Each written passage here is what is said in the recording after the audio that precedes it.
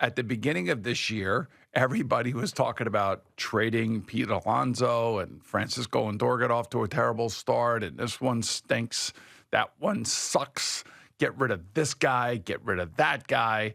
And now all of a sudden you see what their pitching staff has done, their starting pitching staff in particular has done, and how well they have done, and how many innings they have given you, and compared to what they had here last year. And all of a sudden, this team has caught fire. And they're catching fire. I'd like to think at the right time, maybe a little bit too early. Oh, peaking too early spot. I hope not. I hope not, man. I hope that they ride this thing out and they keep just riding this wave. And maybe Francisco is making now a legitimate case for MVP of the National League, because, as Buck Showalter did point out, and Jerry played yesterday, he plays the most important position in baseball. And here we've gone from what a waste of a contract to now a potential MVP season for the New York Mets. And Shohei Ohtani, while he's having a tremendous year with the Dodgers, he doesn't play the field. And Francisco Lindor just doesn't miss games. He's out there. He's the defensive leader. He's an offensive leader. By all accounts, he's a leader now in the clubhouse. Yeah. And this is all the things that, Buck Showalter was pointing out for us lay people here that don't realize just how important Lindor actually has been in the overall scope of their success. So, the writers, they tongue bathe Ohtani. They love Ohtani. Yeah, but this is New York versus L.A., man. This could be a war between the New York baseball writers and the L.A. baseball writers. Yeah, I'm telling you right now, right? it'll never. They love Ohtani so much. How many baseball writers are between San Diego, the Padres, the Angels, and the Dodgers, with the Mets and the Yankees here? Who's got more overall writers? Oh, definitely the Mets and the Yankees. Oh, then Lindor's going to win.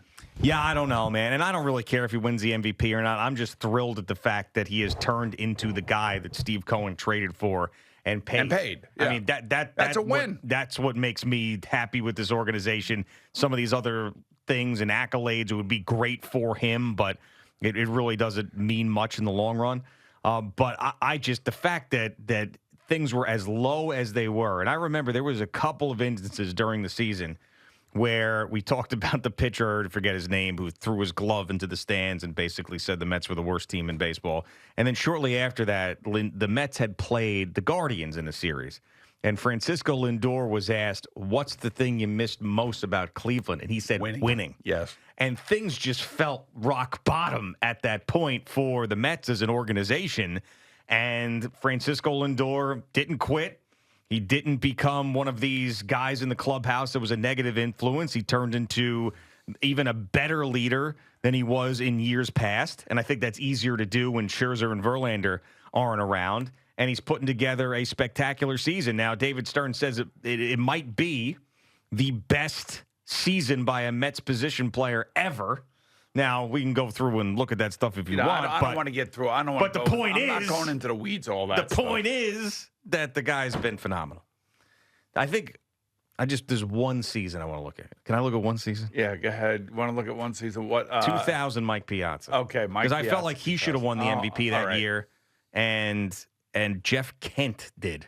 Remember that? Yeah. Remember that? I remember that. Remember that? And I was like, Jeff Kent. From the Giants.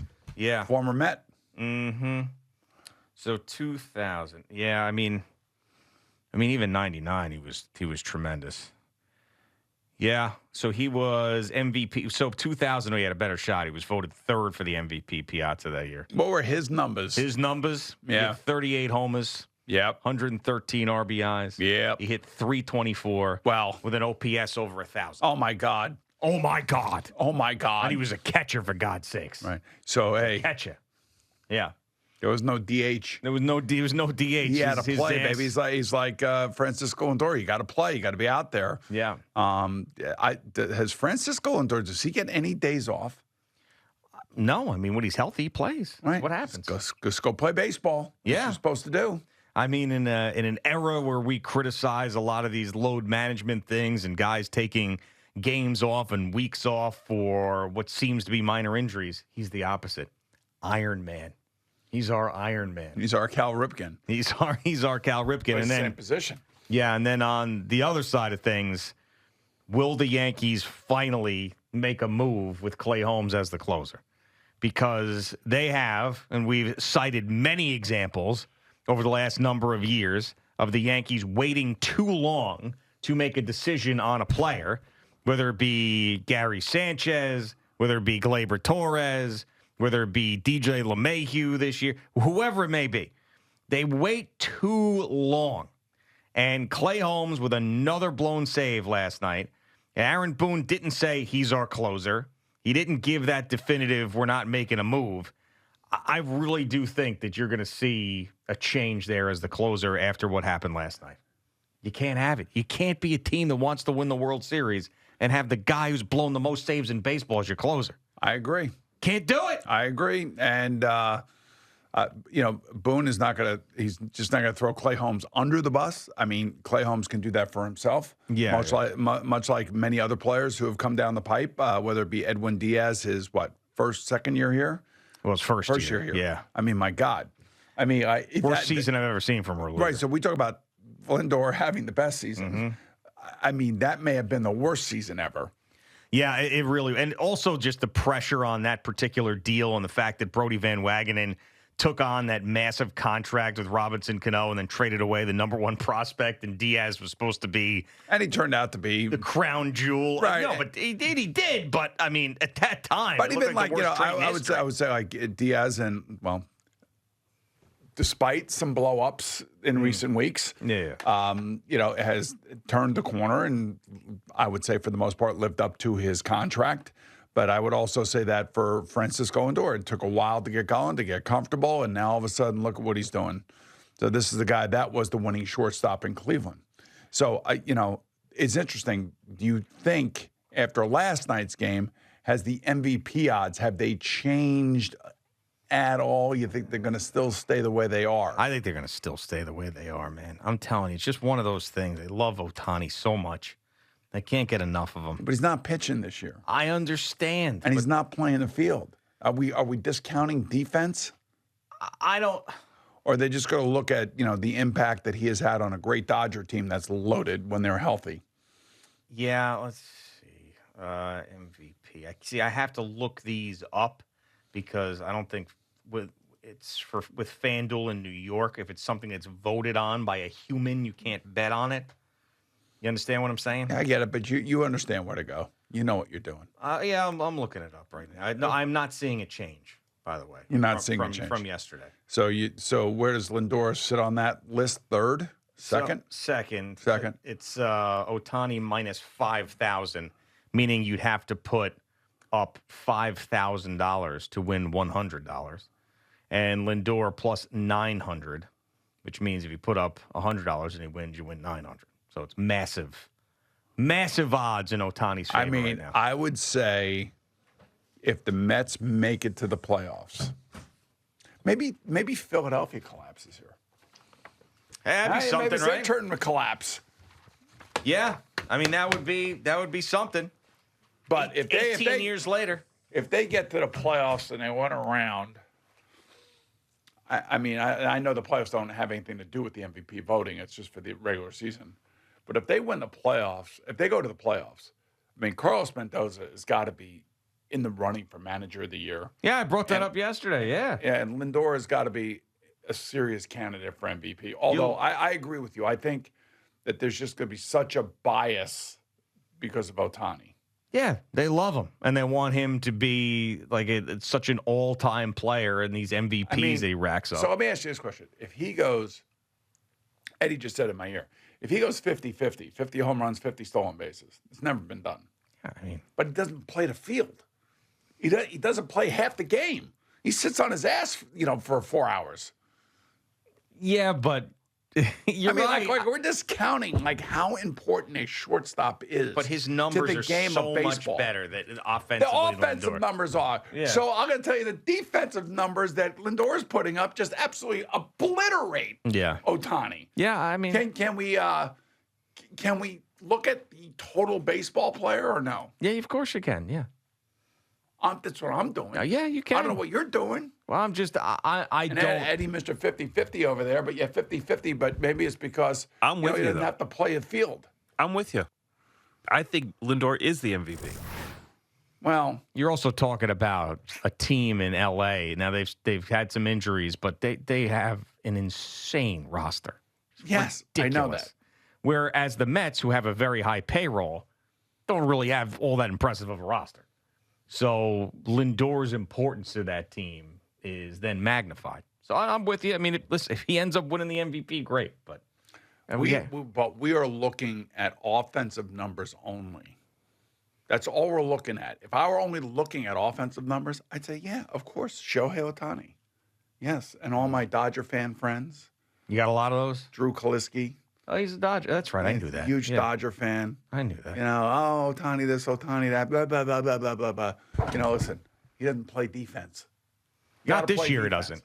Well, he's Not not this playing. Yeah, if he's pitching and doing this, Yeah, then I'm like, yeah, I'm not arguing that. I didn't argue that last year sure. Well, he was hurt last year at the end. or 2 years ago. I think it was John, 2 years yeah. ago. Wasn't it 2 years ago? Yeah, I still think he won it last year too. Yeah, but I'm not arguing that. Yeah. When he's doing both, it's a different story. Yeah, But he's not. He's only doing one thing, and it's offense. Not one thing. He's stealing bases and hitting home runs, and he's driving in runs, and he's got a nice average. Mm-hmm. It's all great offensive numbers. yeah. I No mean, problem with that. but these Lindor's got to go out there and play every inning at shortstop. he's got to be a Met, which just carries this tremendous burden on you. You know, And he's got to be a Met too. That's I mean, if you take that into account, it's true. it is. It's like you have to be a Jet Yeah. to really truly understand what you're dealing with. Exactly. Like there's certain franchises when you come in, they could swallow you up. I got swallowed up. Yeah, Yep, you did. I did. I didn't realize it at the time. It was just the black hole of that organization. Mm-hmm. You went there thinking it was one thing, and then they did the little bait and That's switcheroo why. on That's you. why I always talk about stability when it comes to professional sports teams. You need stability. You need a solid GM. You got to have a solid owner. You got to have a solid coach, and then the culture is built. When you keep changing coaches, Yeah. and firing guys, and it's a turnstile, in the locker room. Yeah. That's not a way to win. You believe this Mets season is a culture building year? Yeah, Yeah. yeah. Feels like it, doesn't it? I think David Stearns. Yeah, David Stearns and Carlos Mendoza. How long have we been talking about David Stearns?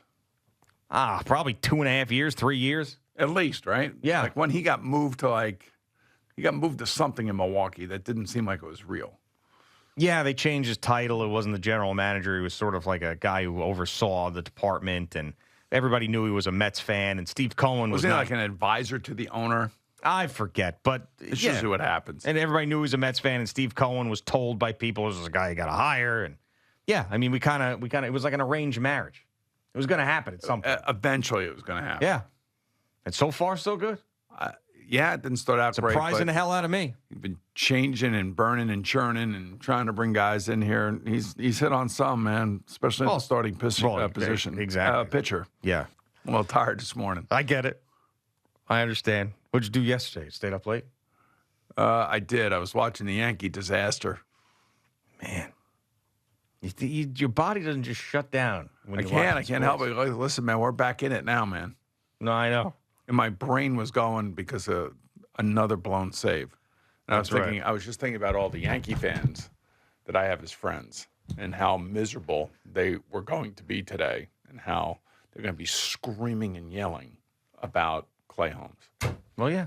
That's what I was thinking about. And I'm not even a Yankee fan. As they should. I'm a New Yorker. I mean, as they should. I root for New York teams except for one. Yeah, right. Well, actually, two. Yeah. Well, three if you count New Jersey. Okay. Understood. But yeah, I mean, I think every Yankee fan should be completely tired of the Clay Holmes situation now. Annoyed? Yeah, very annoyed. I would be. Yeah. That's why I couldn't get much sleep. You toss it and turn and thinking about Clay Holmes and how it was affecting your Yankee fan friends. Yeah, Aaron Judge woke me up. He's screaming at me. I will say that last night was a miserable tossing and turning night's sleep for me as well. I have no idea why. It might have something to do with this stupid fantasy football thing I'm doing today and how I don't want to screw it up. And I haven't been in like 5. Why don't you just do an auto draft? Because you can't, man. You're in the league now. There's expectations. Oh, he's a sports guy. He's gonna. So is it more wide receiver focused or running back focused? Well, it's always running back focused, but where I'm picking, it's going to be wide receiver focused. What's that? Yeah. I said where I'm picking is probably going to be more wide receiver focused. So What number? Nobody really cares. I've learned this, but I'm just You're saying. asking the questions. I know, but I just want to know. I just want to know what your draft pick is. What number are you picking? 8. Yep. I'm on Ross St. Brown. No, I think Justin Jefferson will be there.